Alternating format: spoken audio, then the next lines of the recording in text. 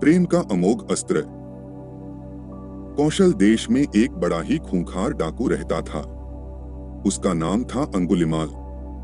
लोगों को मार मार कर उनकी अंगुलियों की माला उसने अपने गले में डाल रखी थी, इसलिए उसका नाम अंगुलिमाल पड़ा। उन दिनों कौशल में राजा प्रसेनजित राज करता था। अंगुलिमाल के आतंक से वह बेहद परेशान था। उसे पकड़ने के लिए उसने अपनी पूरी सेना तैनात कर रखी थी, अस्त्र शस्त्रों का उपयोग किया, लेकिन अंगुलिमाल उनके हाथ नहीं आया।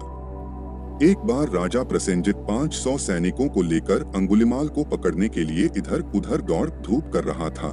उसे पता चला कि भगवान बुद्ध वहां विहार कर रहे हैं। वह उनके पास गया। उसके चेहरे पर हवाइयां उड़ रही थीं। बुद्ध ने कहा, क्या बात है? इतने परेशान क्यों दिखाई दे रहे हो? क्या किसी राजा ने तुम पर आक्रमण कर दिया है? प्रसेनजित बोला, भंते, किसी ने हमला नहीं किया। मेरे राज्य में अंगुलिमाल डाकू ने तबाही मचा रखी है। मैं उसी को पकड़ने की दिन रात कोशिश कर रहा हूँ।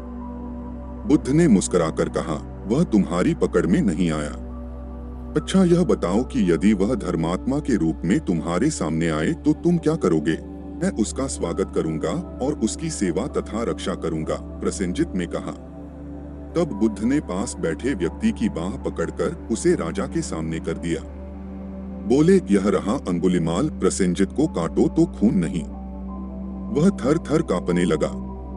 बुद्ध ने कहा, राजन, अब तुम्हें इससे डरने की आवश्यकता नहीं है। इसके बाद प्रसेनजित को पता चला कि भगवान बुद्ध के प्रेम और करुणा के आगे अंगुलिमाल नतमस्तक हो गया। उसे नया जन्म मिला है।